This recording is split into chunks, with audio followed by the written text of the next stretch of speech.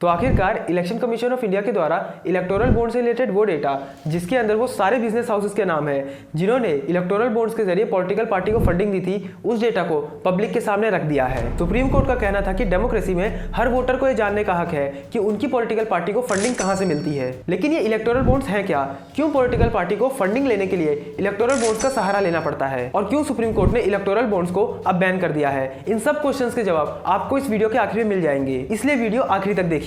Electoral bond समझने से पहले आप ये समझिए कि बॉन्ड किसे कहते हैं। बॉन्ड्स मेनली इशू किए जाते हैं गवर्नमेंट एंड कॉर्पोरेट बिजनेसेस के द्वारा पब्लिक से उधार लेने के लिए, और जो व्यक्ति उधार देता है वो व्यक्ति एक तरह का इन्वेस्टमेंट करता है उधार देकर, क्योंकि उधार का अमाउंट वापस लेते टाइम उसे उधार के अमाउंट के साथ इंटरेस्ट भी मिलता है। लेकिन जब हम बात करते हैं इलेक्टोरल बॉन्ड्स की, तो इलेक्टोरल बॉन्ड्स थोड़े से डिफरेंट होते हैं। इसमें जो सबसे बड़ा डिफरेंस है वो ये है कि बॉन्ड्स की सारी वैल्यू पॉलिटिकल पार्टी को डोनेशन की तरह दे दी जाती है। इलेक्टोरल बॉन्ड्स की शुरुआत हुई थी 2017 में। 2017 में मोदी गवर्नमेंट का कहना था कि भारत के इलेक्शन में ब्लैक मनी का इस्तेमाल नहीं होना चाहिए, और इसीलिए उन्होंने इलेक्टोरल बॉन्ड्स के न्यू सिस्टम को लॉन्च किया था। इस न्यू सिस्टम में कोई भी इंडिविजुअल या बिजनेस ऑर्गेनाइजेशन किसी भी पॉलिटिकल पार्टी को सिर्फ इलेक्टोरल बॉन्ड्स के जरिए ही फाइनेंशियल सपोर्ट कर सकती थी। कोई भी व्यक्ति या बिजनेस ऑर्गेनाइजेशन चाहे तो करोड़ों रुपए एसबीआई में जमा कराकर एसबीआई से बॉन्ड ले सकता था, और इन बॉन्ड्स को पॉलिटिकल पार्टीज को 15 दिन के अंदर अपने उस पार्टी अकाउंट में सबमिट करना पड़ता था जो बैंक अकाउंट पहले से इलेक्शन कमीशन की निगरानी में रहता था। अब देखने में तो ये सिस्टम बहुत अच्छा सिस्टम लगेगा, लेकिन इस पूरे खेल में एक चीज थी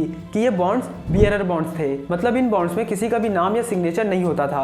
ये बॉन्ड्स किस पार्टी अकाउंट में जाएंगे ये किसी को पता नहीं होता था। सिर्फ एसबीआई एंड पॉलिटिकल पार्टीज को पता होता था कि एसबीआई से बॉन्ड किसने लिए एंड पॉलिटिकल पार्टीज को बॉन्ड दिए किसने। लेकिन ये सब कुछ पूरी तरीके से सीक्रेट रखा जाता था, किसी का भी नाम डिस्क्लोज करना कभी भी जरूरी नहीं था, और यही इस सिस्टम की सबसे अच्छी चीज थी। इसी के जरिए पॉलिटिकल पार्टीज को भर भर के फंडिंग आती थी। अगर आप ध्यान से समझे तो डोनेशन की अमाउंट एंड डोनर की इन्फॉर्मेशन सिर्फ और सिर्फ इलेक्शन कमीशन से छुपाई जा रही थी। सुप्रीम कोर्ट की नजर इलेक्टोरल बॉन्ड्स के सिस्टम पे तब पड़ी जब कुछ सिविल सोसाइटी ग्रुप और एडीआर के द्वारा इस स्कीम को सुप्रीम कोर्ट में चैलेंज किया गया। इनका सुप्रीम कोर्ट से यह कहना था कि बड़ी बड़ी कंपनीज अपने डोनेशन के जरिए पॉलिटिकल पार्टीज को इन्फ्लुएंस कर सकती है, और पॉलिटिकल पार्टीज भी इन डोनर्स को बड़े बड़े डोनेशन के लिए अपनी पॉलिसी में फेवर कर सकती हैं। इसके अलावा एक तर्क यह भी था कि इलेक्टोरल बॉन्ड से पहले जब भी कोई डोनर 20,000 से ज्यादा का अमाउंट डोनेट करता था तो उन्हें अपने नाम को रिवील करना पड़ता था। तो इन सब तर्कों के बाद सुप्रीम कोर्ट का डिसीजन आया और सुप्रीम कोर्ट ने इलेक्टोरल बॉन्ड्स के सिस्टम को बंद कर दिया, और सुप्रीम कोर्ट ने एसबीआई को ऑर्डर दिए कि किस किस डोनर ने कितना कितना अमाउंट किस किस पार्टी को दिया है, इसकी सारी जानकारी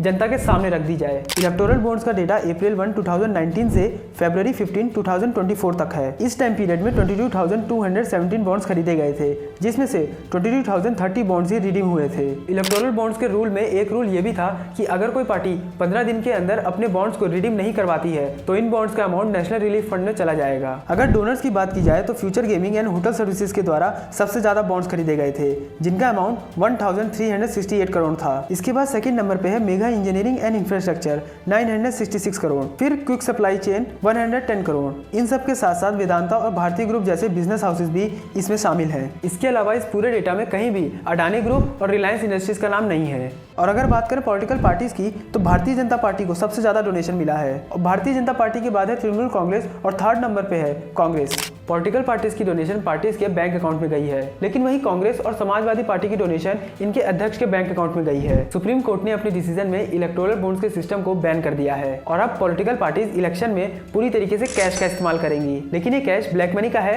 या नहीं, ये कैसे पता लगेगा? इसके बारे में आपका क्या कहना है कमेंट में जरूर बताइएगा। और अगर वीडियो अच्छी लगी हो तो प्लीज वीडियो को लाइक करें, और बहुत अच्छी लगी हो तो प्लीज वीडियो को शेयर भी करें और सब्सक्राइब करें पिक्चर जर्नी को। अब हम मिलेंगे अगले वीडियो में, तब तक के लिए नमस्कार।